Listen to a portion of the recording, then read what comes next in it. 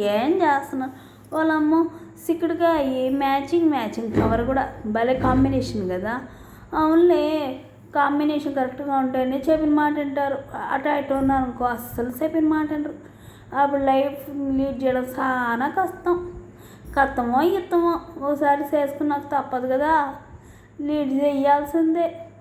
కాయ చూస్తేమో పొడుగ్గా ఉంది, లోపల గింజ ఓపెన్ చేస్తే లావుగా ఉంటాయిలేండి. కొన్ని గింజలు లావుగాను, కొన్ని గింజలు ఇదిగాను ఉంటాయి సన్నగా.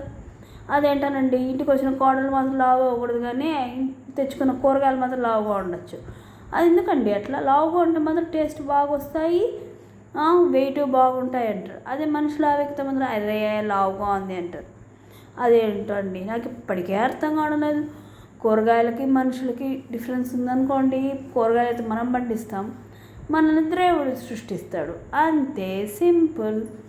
కూరగాయల్లో ఫలితాలు కూడా దేవుడే సృష్టిస్తాడండి. చూడండి, ఒక 1/2 కేజీ కాయ కొంటే 1/4 కేజీ వేస్టేజ్ అయిపోతే ఇంకేం కాయ వస్తుందండి. అదే మనిషి అనుకోండి, డే అంతా కష్టపడి కాసేపు ఇబ్బంది అని చెప్తే ఒప్పుకుంటారా ఏంటి? అస్సలు ఒప్పుకోరు. గింజ చూడండి ఎంత లావుగా ఉండే, కలర్ కూడా వేరే కలర్. అంతేలేండి, మనిషి మనం ఎట్టున్నా కానీ పిల్లలు బాగా పుడతారు కదండి. కొంతమందికి అట్టే కలర్ పుడతారు, మొహాలు ఒక విధంగా వస్తాయి. చూడండి, ఇంతసేపు కాయ ఉన్నప్పుడే కూర అయిపోయింది. మనం కూడా అంతే, పెద్దవాళ్ళ నుంచి పిల్లలు అవుతామా? కాదు, ముసలోళ్ళం కూడా అవుతాం. అట్లుంటుంది మనతోటి. ఏదైనా ఫసక్ అనుకుంటే క్యారెట్ చిక్కుడుకాయ తీగూర. Please subscribe.